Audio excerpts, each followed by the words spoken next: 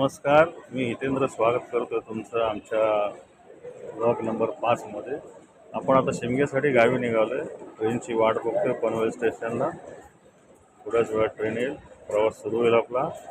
संपूर्ण अपडेट तुम्हाला मी या प्रवासात देणार आहे आणि आमच्या गावचा शिमगा कसा असतो ते देखील तुम्हाला दाखवणार आहे.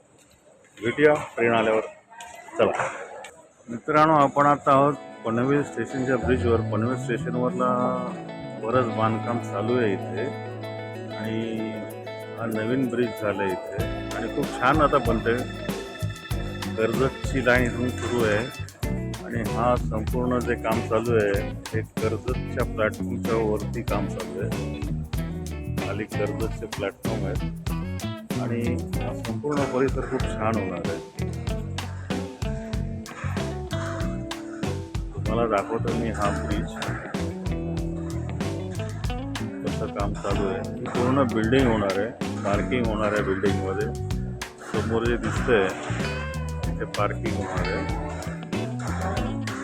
हा नवीन ब्रिज समोर जुन्या ब्रिजला कनेक्ट होतोय.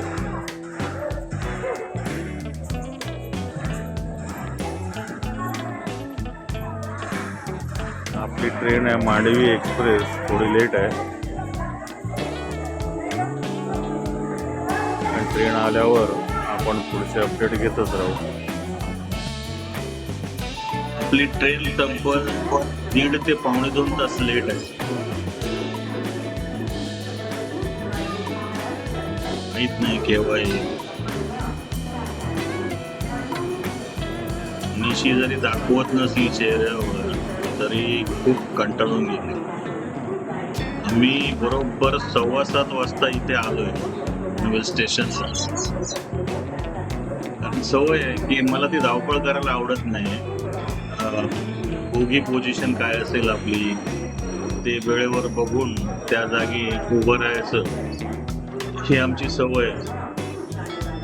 परंतु आज असं झालंय की गाडी कुठे लागणार आहे काहीच पत्ता नाही. आम्ही अजूनही ब्रिजवर उभे आहोत. आता जवळजवळ वाजले 9:15 आणि अजूनही ट्रेनचा पत्ता नाहीये. मगाशी आपण तिथे उभे होतो, जे समोर दिसतंय ना बांधकाम, मगाशी मी तुम्हाला दाखवलं की ती जागा होती. आता आपण जुन्या ब्रिजवर उभे आहोत.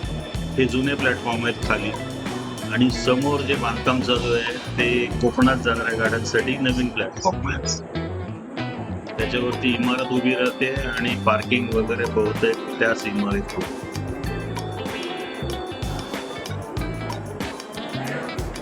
हे आहेत ते खाली जुने प्लॅटफॉर्म नंबर 7, 8 आणि 6 आणि समोर जी मालगाडी दिसते तिथे प्लॅटफॉर्म नंबर 5.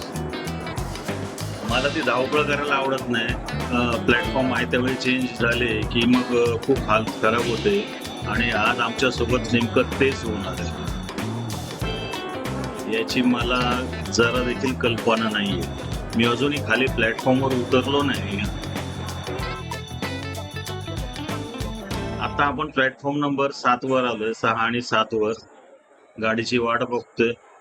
गर्दी भरपूर आहे. हे सगळे प्रवासी जे आहेत ते रोहा गाडीची वाट बघतोय आणि आपल्या गाडीचा अजूनही आता पता नाहीये. बहुतेक या गाडीच्या मागून आपली गाडी येईल. मनात खूप कल्पना केलेली की गाडी येताना आपण शूट घेऊया, गाडीत चढताना शूट घेऊया, ब्लॉग नीट बनवूया. परंतु हे सगळं काही पुढे होणार नाहीये याची मला अजिबात कल्पना नव्हती. कारण आयत्या वेळी प्रशासनाने प्लॅटफॉर्म चेंज केलंय.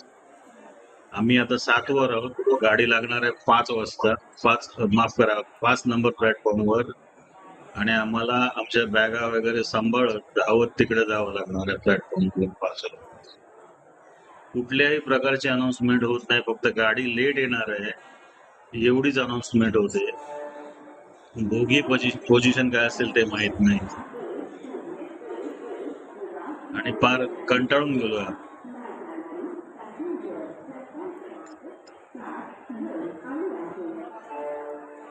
ही आता समोरून जी येते ती दिवा रोहा पॅसेंजर आहे आणि बहुतेक या पॅसेंजरच्या मागून मांडवी एक्सप्रेस येईल अशी अपेक्षा होती आम्हाला याच प्लॅटफॉर्मवर, परंतु प्लॅटफॉर्म रिकामा असून देखील इथे गाडी लावली नाही. का ते मला माहित नाही. आम्ही आपलं मॅनेज केलं कसं बसं, प्लॅटफॉर्म चेंज केला, परंतु जे आमच्यापेक्षाही वयोवृद्ध आहेत त्यांचे खूप हाल खराब झाले. बॅगा घेऊन, खोलीला घेऊन, खोली शोधून आणि ते सामानासकट तिकडे प्लॅटफॉर्म नंबर 5 वर जाणं, दोघी पोझिशन काय माहीत नाही आणि मग ते शोधून तिथे उभं राहणं हा खूप मोठा टास्क आहे. ही गाडी खूप खचाखच भरली आहे, कारण हिला पण लेट झालंय या पॅसेंजरला. बघा आतमध्ये शिरायला जागा नाही.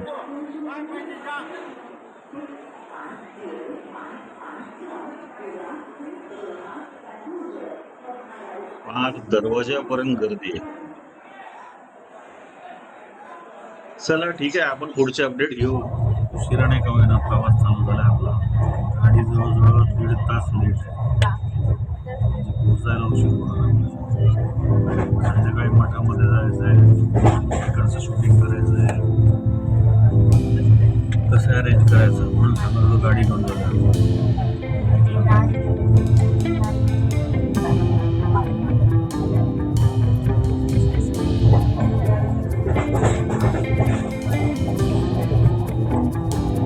कौतुक ऐकलेलं या मांडवी एक्सप्रेसचं.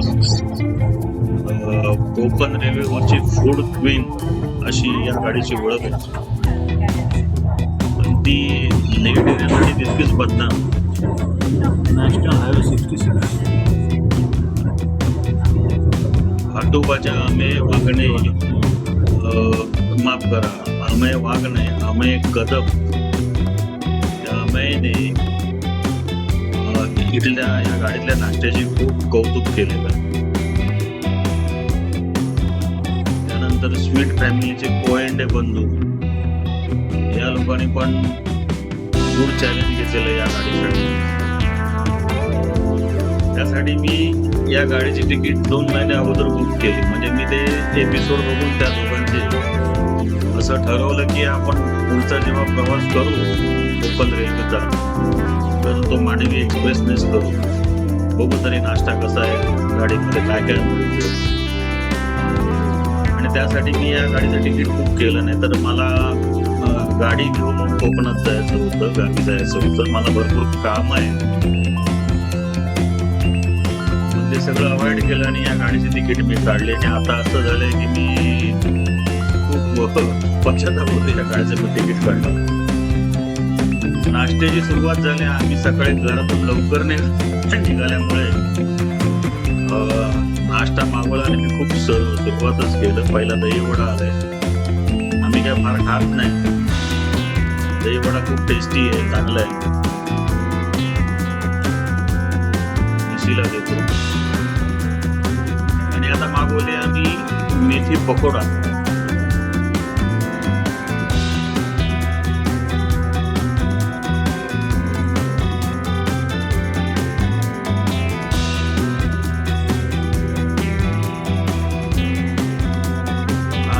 दिसतोय हा मेथी पकोडा.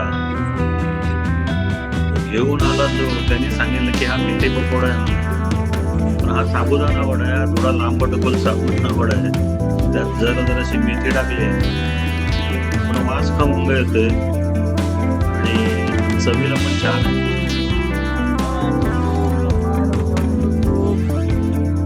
टोमॅटो सूप घेऊन आलाय, पण मी हा पकोडा खाण्यामध्ये बिझी आहोत, त्यामुळे सूप अवॉइड केलंय.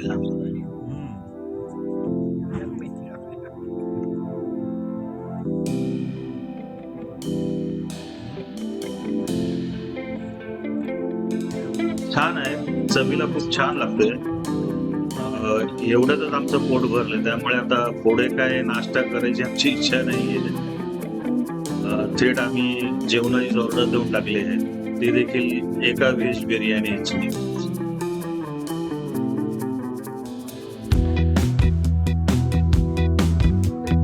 चवीने घातले.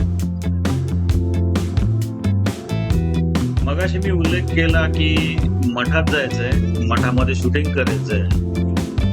ऍक्च्युअल असं आहे ना, आमचा जो देव आहे आमचं कुलदैव आहे. ते रुसून आमच्यावरती मठ या गावी गेले.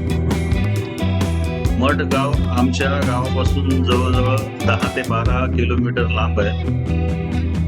काही कारण झालं की देव रुसून तिकडे गेला आणि तिथल्या गुरुवाच्या स्वप्नात जाऊन त्यांनी सांगितलं की मी अमुक अमुक ठिकाणच्या शिरंगोली गावचा देव आहे, तुमच्या गावी आहे आणि माझं इथे मंदिर बांधा आणि माझी इथे स्थापना करा. त्यानुसार मग गुरव म्हणजे पुजारी देवाचे, त्याने ग्रामस्थांची एक सभा बोलावली आणि त्यांना सांगितलं की बाबा असं असं मला दृष्टांत झालंय, तर कसं काय करायचं. मग तिथल्या ग्रामस्थांनी शोध घेतला, तिथे त्यांना शिवलिंग सापडलं आणि त्या ठिकाणी मग त्यांनी पुढे मंदिर बांधलं. खूप जुनी गोष्ट आहे. खेड स्थानक सोडतोय आपण आणि थोड्या वेळात चिपळूण स्थानक.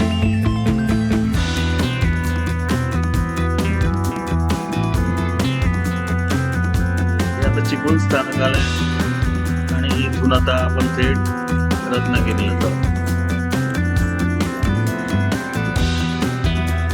मी व्हिडिओ तुम्हाला पटापट दाखवतोय कारण तेवढा वेळ नाही आपल्याकडे. एपिसोड खूप मोठा होणार आहे. चिपळूण स्थानक सोडलंय आपण.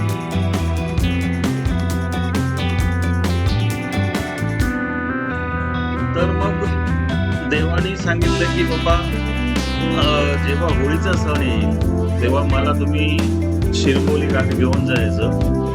पहिले मानकरी असतील शिरंगोली गावचे सावंत आणि मग एक दिवस मी तिथे त्यांना त्यांची भेट घेईन आणि मग पुन्हा मठामध्ये. तर या होळीच्या दिवशी खूप मोठा उत्सव असतो या मठ गावामध्ये. तिथला शिमगा असतो. आपण आता दुपारी बघणारच आहोत. दुपारनंतर म्हणजे तो सुरू होईल. जत्रा असते खूप मोठी. आपण आता आलोय रत्नागिरी स्थानकावरती. प्रवास पूर्ण झालाय आपला. खडतर का असे ना पण झालाय पूर्ण. रत्नागिरी स्थानक खूप छान बांधलंय. पहिलं असं नव्हतं. पर्यटनाच्या दृष्टीने कोकण रेल्वेच्या सर्व स्थानकांचा चांगला विकास केलाय. खूप छान सजवले. दाखवायचा प्रयत्न करतोय तुम्हाला. दशावताराचा हा फोटो आहे वरती.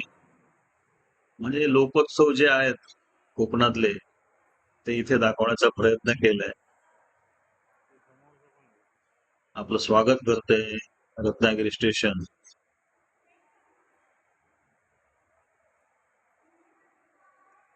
छान आहे परिसर.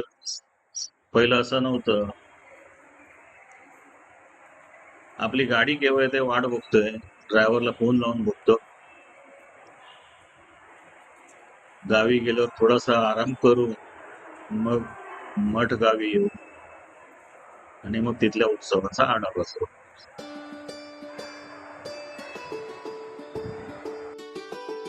गाडी आपली आणि गावी पोहोचतोय आपण आता. तर मगाची गोष्ट आपली अपूर्ण राहिली. पालखी होळीच्या दिवशी म्हणजे मठ गावातला जेव्हा होम लागतो त्याच्या दुसऱ्या दिवशी म्हणजे तुकाराम बीचच्या दिवशी देव आपल्याकडे येतात, आपल्या गावी येतात, आपल्या सगळ्यांना भेटतात. एका दिवसासाठी रात्री 12 वाजेपर्यंत असतात आपल्या गावी आणि पुन्हा मठ गावी परत जातात.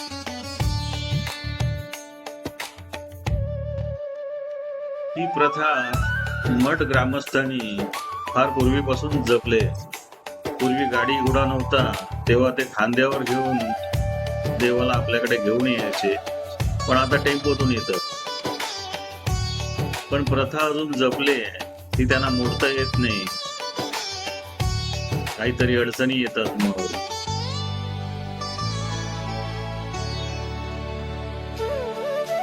या खूप रंजक कथा आहेत जुन्या देवतांच्या. कोकणातले सगळ्या देवांच्या अशा रंजक कथा आहेत.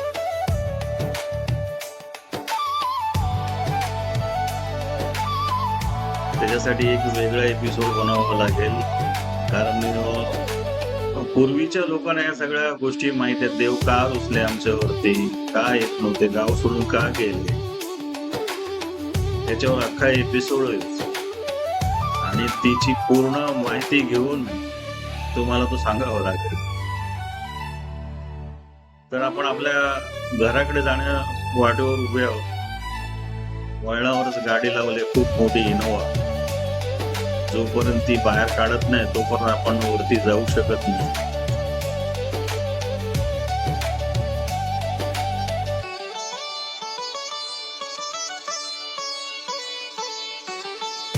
हा रस्ता जो आहे तो थेट आपल्या घराकडे, घराच्या गेट जवळ जातो. वासुभाऊ उभे आहेत, त्यांना घेऊया आणि पुढे जाऊया. कारण सगळे जे कार्यक्रम आहेत ते आमच्या घराकडे होत. त्यामुळे ज्यांनी खाली घरं बांधलेत त्यांना सगळ्यांना वरती यावं लागतं कार्यक्रमासाठी, प्रत्येक कार्यक्रमासाठी. फायनली आपण घरी पोहोचलोय. थोडा आराम करूया आणि मग मठामध्ये जाऊया. खूप छान रस्ता आहे, मला खूप आवडतो.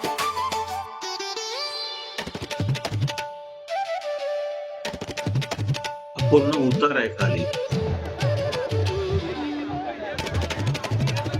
मठ गावामध्ये होळीची तयारी चालू आहे. हे झाड तोडले आणि ते आता घेऊन जाणार आहेत जत्रेच्या ठिकाणी, जिथे साण आहे. त्या साणेवरती पालखी आज विराजमान होणार आहे. तिथपर्यंत हे झाड घेऊन जाणार. हे झाड सुरू आय थिंक शेवरीच आहे, शेवरीचं झाड आहे. काही ठिकाणी माड पण वापरले जातात.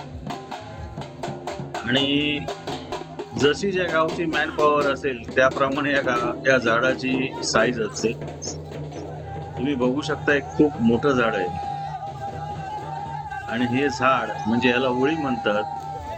हे रात्री तिथे उभं केलं जाईल.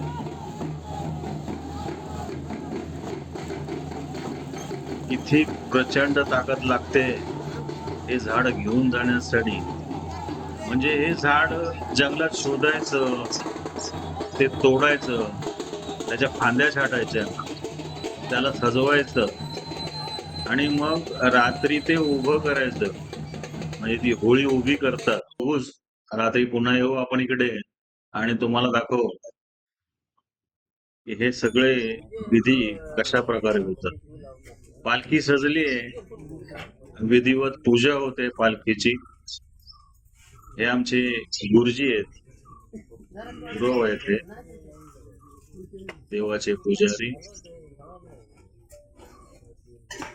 परवा हेच येणार आमच्या देवासोबत, प्रत्येकाच्या घरी विधिवत पूजा करणार, घरी शिंपडायला पाणी देणार आणि संपूर्ण दिवस देवासोबत ते फिरणार प्रत्येक घरी.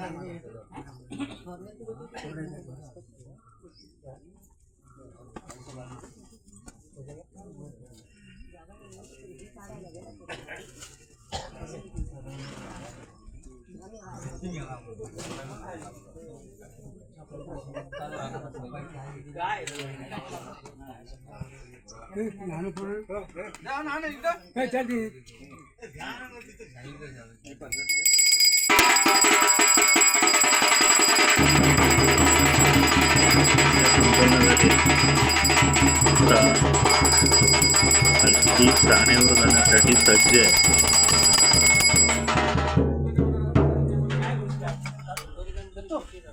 मी तुम्हाला फोटो दाखवतो पालखी सजवल्यानंतरचे.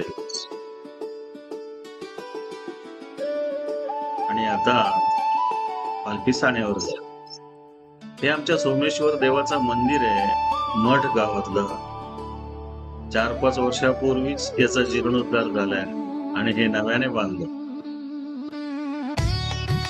प्रशस्त आहे, छान आहे.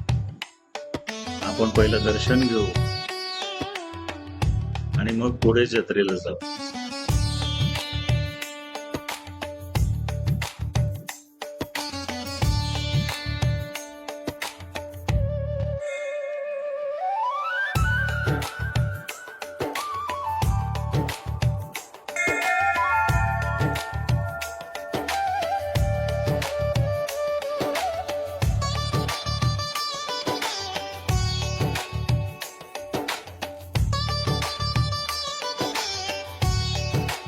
पाहताय आपण शिवलिंग आहे, ज्याचा मगाशी मी उल्लेख केला. आत गाभाऱ्यात प्रवेश नाही, त्यामुळे बाहेरूनच आपण दर्शन घेतोय.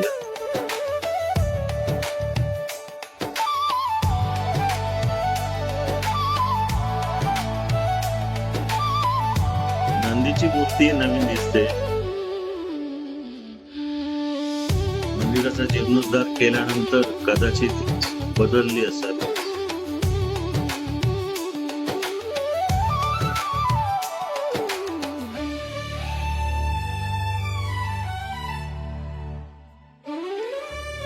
दर्शन घेऊन झालंय आपलं.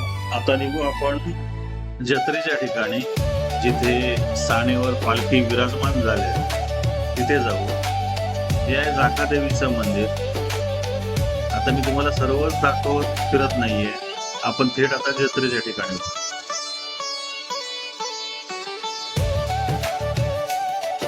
आपण पोहोचलो जत्रेच्या ठिकाणी. समोर बघताय आपण खूप रोषणाई आहे, मुलं खेळतायत.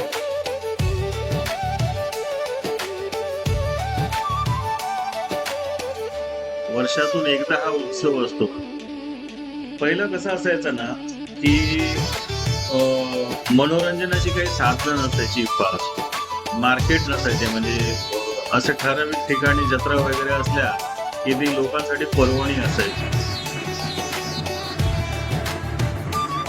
आपण आता आलो सानेवर, देवाचं दर्शन घेऊ आणि मग होळी उभी कशी करतात ते पण.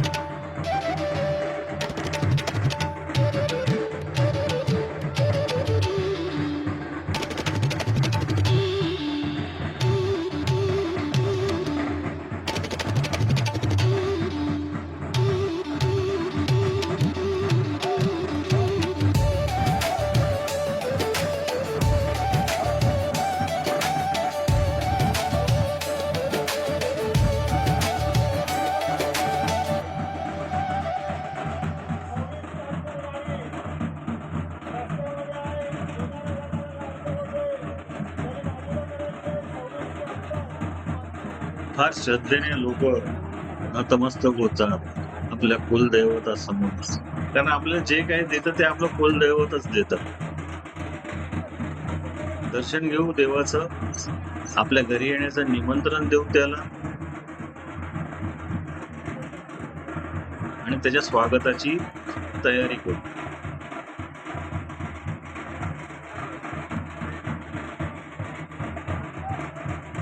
नमस्कार करून झालाय माझा आणि आता आपण जाऊ होळी कशी उभी करतात ते बघा.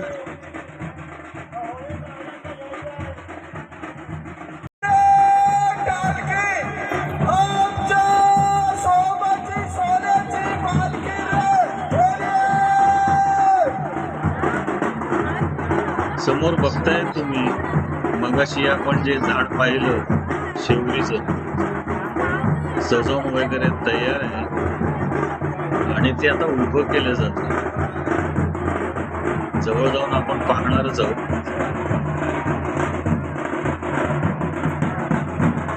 बघू शकता तुम्ही किती प्रचंड मनुष्यबळ त्यासाठी काम करत. ते आणण्यापासून ते इथं उभं करण्यापर्यंत प्रचंड मेहनत लागते. आणि यासाठी कुठलं मशीन वगैरे वापरलं जात नाही ना, कुठली क्रेन आहे ना काही आहे. पारंपरिक पद्धतीने मनुष्यबळाच्या जोरावर हे सर्व काम केलं जातं, हे सर्व विधी पार पाडले.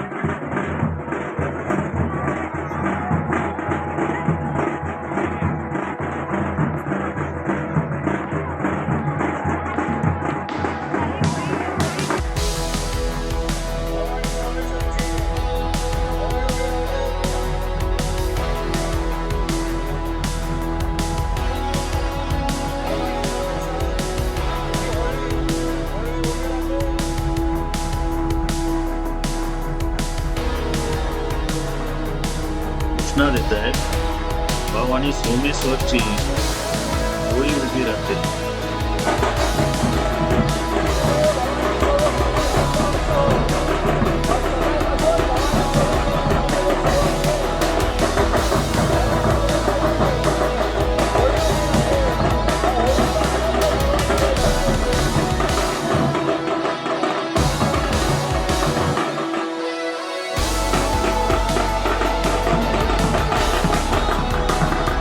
हे जे सर्व काम आहे हे मठ ग्रामस्थ स्वखुशीने आनंदाने करतात.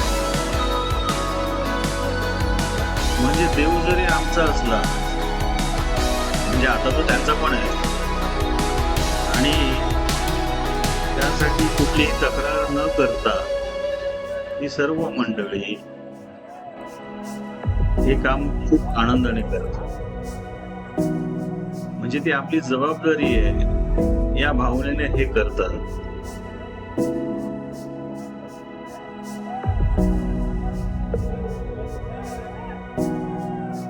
आजूबाजूच्या पंचक्रोशीत ही जत्रा, हा उत्सव खूप प्रसिद्ध आहे आणि लोक खूप गर्दी करतात या जत्रेसाठी. बघताय तुम्ही पारंपरिक पद्धतीने कशी कैची बनवले आणि ते हळूहळू ही होळी कशी उभी करतायत.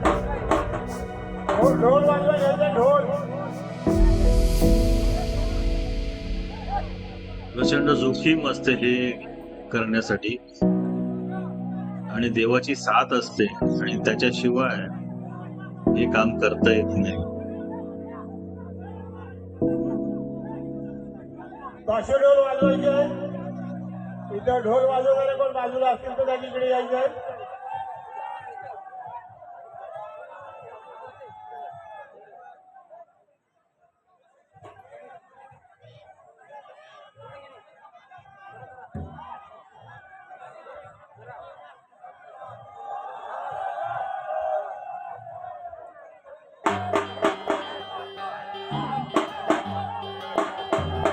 जवळजवळ होळी उभी केली. जमिनीत घट्ट होल्यानंतर होळीची विधिवत पूजा केली जाईल. सर्व विधी आपण थोडे थोडे बघणारच आहोत. व्हिडिओ मोठा होईल तो तुम्हाला दाखवतोय, कारण जे कोकणातले नाहीये, ज्यांना या गोष्टींचं आकर्षण आहे, त्यांनी हा एपिसोड पूर्ण बघा आणि कशा प्रकारे आमच्या गावची होळी साजरी केली जाते ते तुम्हाला दिसावं, कळावं म्हणून मी दाखवतो.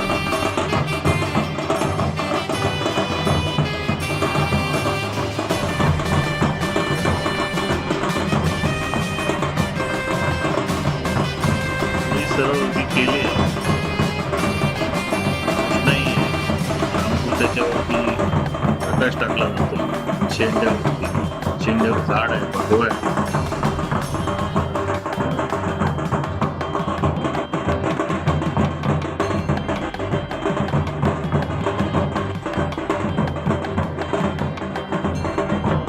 सर्व भक्त आतुरतेने वाट बघतात की ही एकदा ही होळी उभी राहिली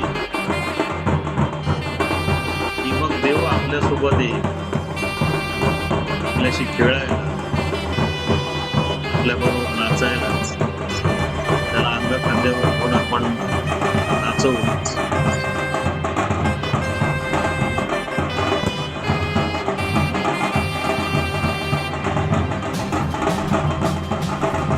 म्हणजे पालखीमध्ये विराजमान झालेला आमचा सोमेश्वर देव.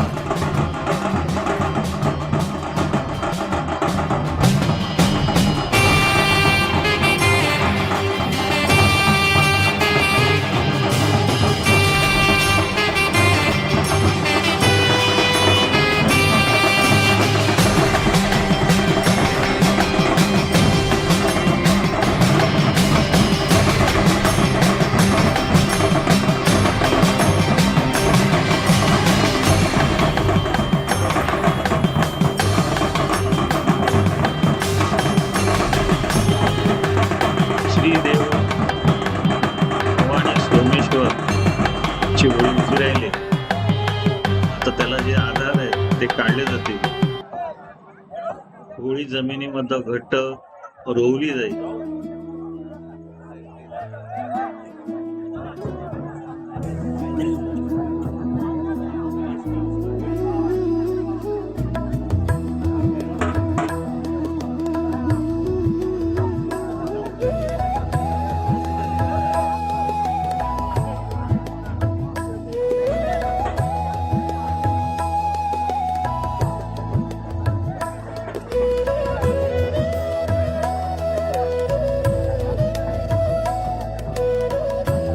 किती उंची आहे पहा.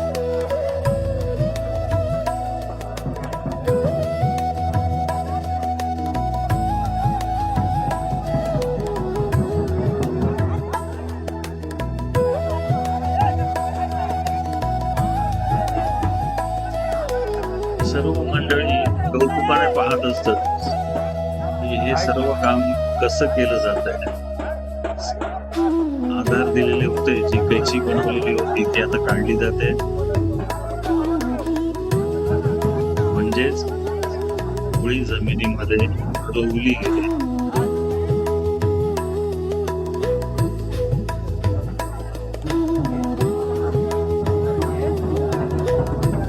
आता पुढचे 8 दिवस मला वाटतं हा उत्सव असेल आणि तोपर्यंत ही होळी अशीच उभी राहील.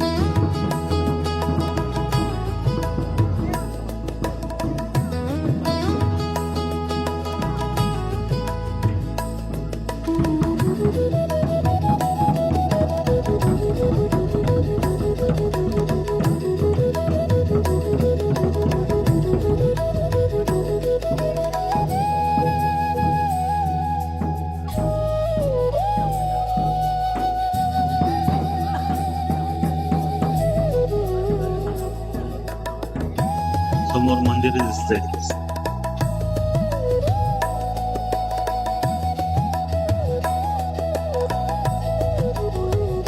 आकर्षक केले सर्व ठिकाणी.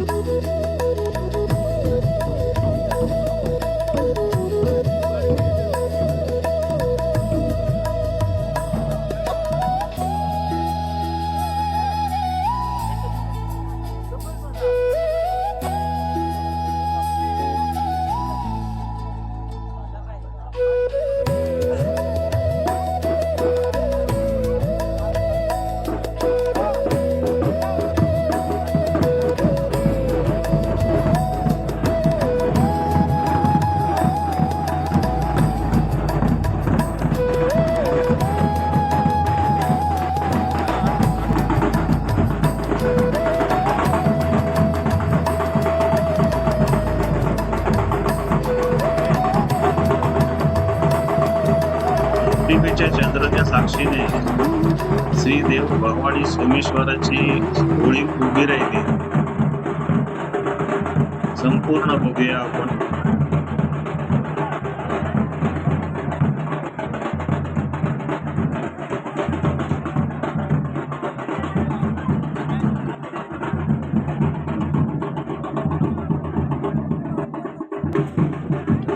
पूजा झाली आहे.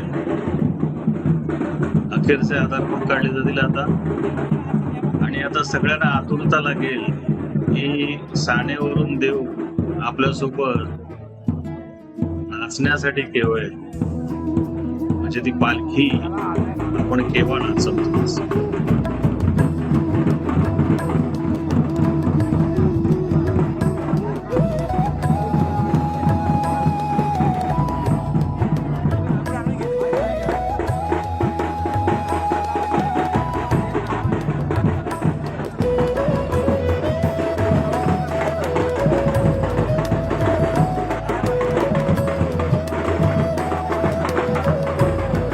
असे वाजू लागले. लोक आता जिथे पालखी नाचवली जाईल तिथे जमणार होते. आपण देखील आता तिथेच जाऊ. समोरच आहे.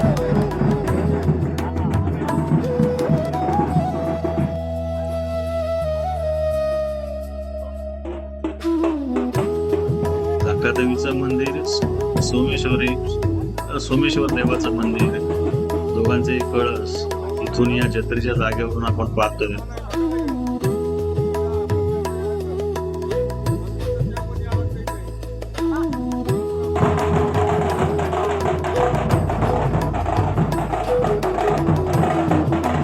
ही पूर्व तयारी आहे, म्हणजे तुम्हाला मोटिवेट करणं ज्याला म्हणतात, त्यासाठी हे ढोल ताशे वाजवले जातात. थोड्या देव येईल, पालखी येईल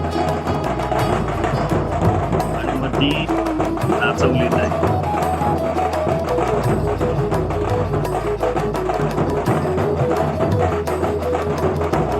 या नाचवण्याच्या जे पालखी नाचण्याच्या ज्या स्टेप्स आहेत त्या खूप वेगळ्या असतात आणि ते सारख्या बदलत असतात. पालखी नाचवण्यासाठी लोकांच्या ती चढावड लागलेली असते.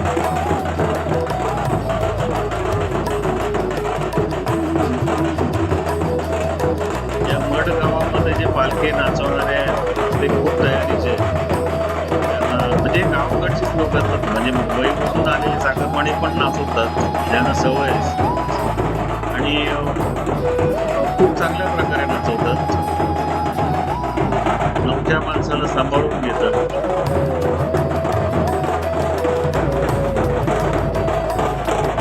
वातावरण निर्मिती चालू आहे. थोड्याच वेळात पालखी आणली जाईल, नाचवली जाईल आणि होळीचा घोम लागेपर्यंत हे जे आहे पालखी नाचवणं ते चालू असतं. म्हणजे प्रत्येकाची हौस भागेपर्यंत पालखी नाचवली जाते.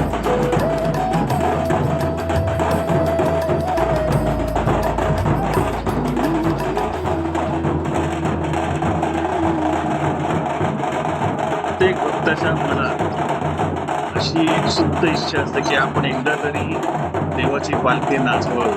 प्रत्येकाला ते जमतं असं नाही, त्याच्यासाठी प्रशिक्षण घ्यावं लागतं, तुमच्याकडे पदनालित्य असावं लागतं, काही नृत्याच्या स्टेप्स तुम्हाला यावं लागतात, त्याशिवाय तुम्ही हे करू शकत नाही. कारण इतक्या पटापट पालखीचे खांदे बदलायचे असतात की ते तुम्ही थांबवू शकत नाही. पालखी आली आता आणि ती नाचवली देखील जाते.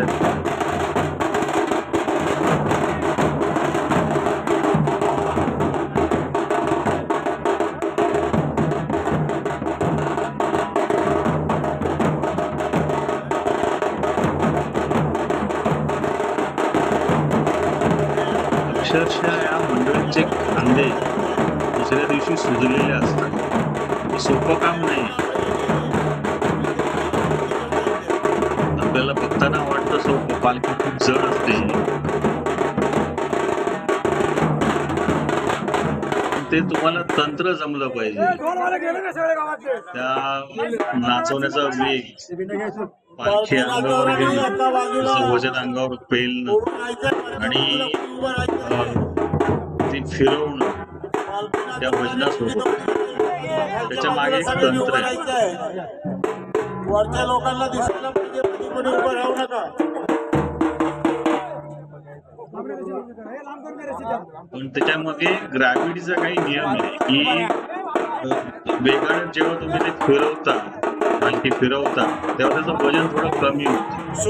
त्या वेगासोबत जर तुम्ही तुमचं बदल आले तर मॅच करून घेतलं तर ते तुम्हाला सोपं जातं. आणि ज्याला सवय नाही याची, त्यांचे खांदे खूप येतात आणि त्यांना हे शक्य नसतं. आता हे जसे गोल फिरत आहे तर ते वजन आपल्या अंगावर घेऊन पालखीचं, आणि त्या वेगात जर जेव्हा तुम्ही फिरता तेव्हा थोडंसं वजन कमी होतं.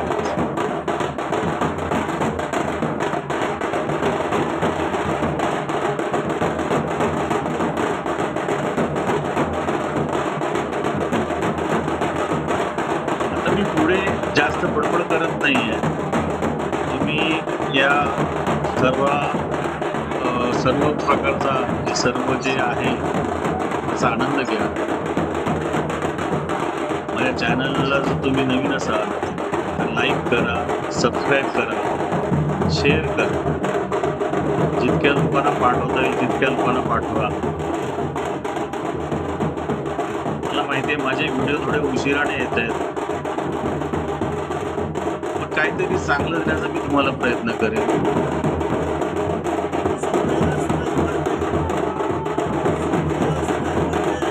आता होळीचा भोग लागेल पण ही पालखी अशी नाचवलीच आहे.